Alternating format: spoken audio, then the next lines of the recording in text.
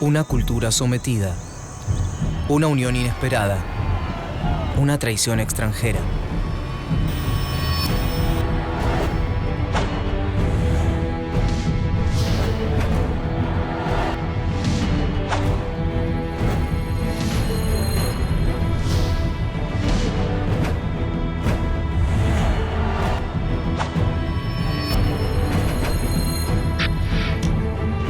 Revoluciones.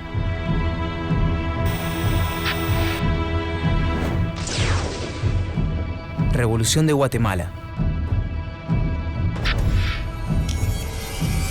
1898. El inicio.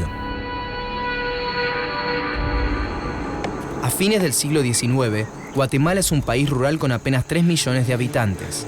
Más de la mitad de ellos son indígenas sin derecho a voto por ser analfabetos y apenas subsisten practicando agricultura o trabajando para productores de café.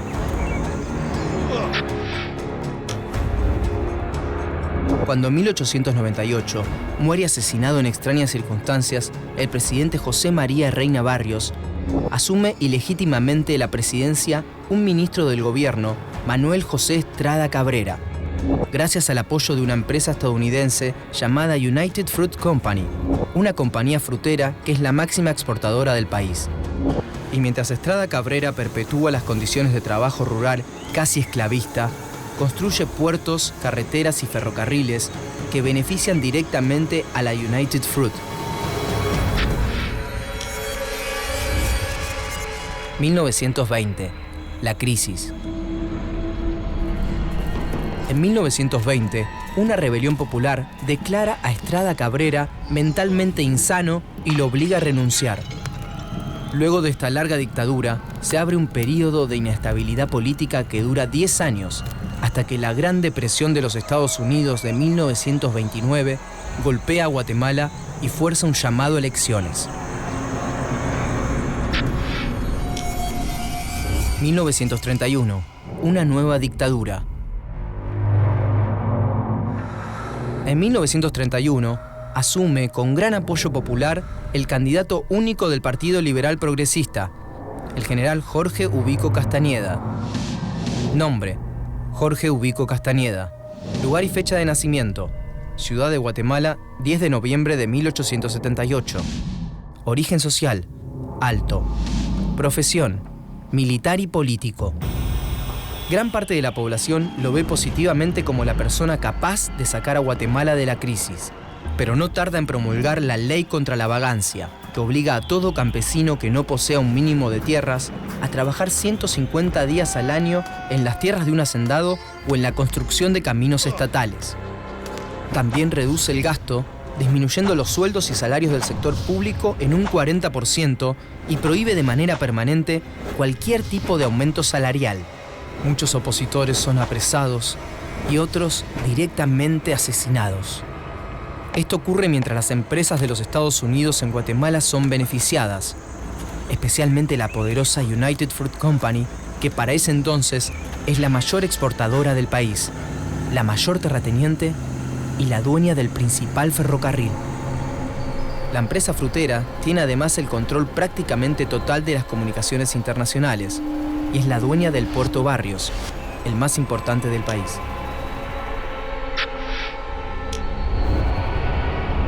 SS Avangares, barco vapor de la United Fruit Company, 1944. USS Taurus, barco refrigerador de la United Fruit Company, 1942. Aviso publicitario de la línea de barcos a vapor, United Fruit Company, 1916. Sin oposición, en 1937, Ubico reforma la Constitución y es reelecto por 6 años. Pero ese mismo momento, en la Nacional, única universidad de Guatemala, la rebelión nace entre sus 2.000 estudiantes. Fundan varias asociaciones para mejorar la universidad, realizan actos culturales, conferencias y escriben para la prensa. 1943. La reacción. En 1943, mientras el descontento estudiantil crece, Ubico es electo por tercera vez gracias a un congreso servil. Esta prolongación de mandato extiende el malestar a figuras políticas exiliadas. Un año después, estudiantes y maestros reclaman la autonomía universitaria con la amenaza de ir a una huelga general. Ubico responde cerrando la universidad. Esto provoca que el 24 de junio, líderes estudiantiles convoquen a una manifestación. Se suman las personas que están en la calle y en los alrededores del Palacio de Gobierno. Su pedido es claro: la renuncia. Ubico reprime la manifestación con bombas de fósforo y al día siguiente se declara la huelga general contra la dictadura. El 1 de julio de 1944, 6 días después de la protesta, Ubico delega el mando en el general Federico Ponce Báides, que anuncia su idea de permanecer indefinidamente en el cargo. Inmediatamente, la ciudadanía se organiza, crea sindicatos y participa en partidos políticos.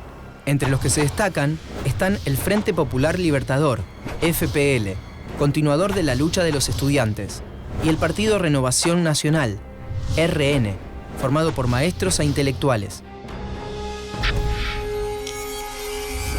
1944, la Revolución.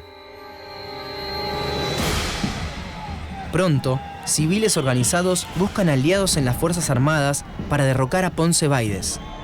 Así, el 19 de octubre, la Guardia de Honor rodea el Palacio de Gobierno. Los civiles y los estudiantes, armados por la Guardia, se suman a la lucha. La revolución triunfa el 20 de octubre y Ponce renuncia. Se forma una junta revolucionaria de gobierno que llama inmediatamente a elecciones. El Partido Renovación Nacional se impone en las urnas con el 86% de los votos. El nuevo presidente es Arévalo Bermejo. Nombre: Juan José Arévalo Bermejo. Lugar y fecha de nacimiento: Taxisco, 10 de septiembre de 1904. Origen social: alto. Profesión: maestro, filósofo y escritor. Las medidas de Arévalo amplían las condiciones para la participación política popular, como la libre organización de los partidos y organizaciones sociales, la representación de las minorías electorales y la libertad de prensa, así como el derecho de sufragio concedido a las mujeres y a los analfabetos.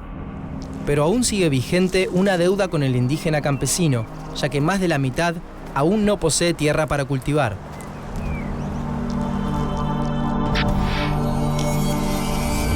...1951, la Gran Reforma.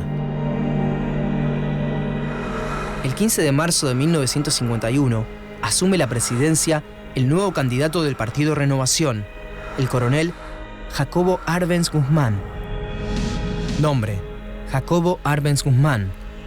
Lugar y fecha de nacimiento: Quetzaltenango, 14 de septiembre de 1913. Origen social: alto. Profesión: militar y político. Arbenz ordena grandes obras de infraestructura y promueve la industrialización del país. Gracias a su marcada tendencia nacionalista, recibe el respaldo de obreros, campesinos, maestros y estudiantes. Con el apoyo popular, implementa una histórica reforma agraria, proponiendo realizar un cambio sustancial en las relaciones de propiedad y en las formas de explotación de la tierra, ya que en ese año, el 76% de los habitantes poseen menos del 10% de las tierras, mientras que el 2,2% de la población le pertenece el 70%.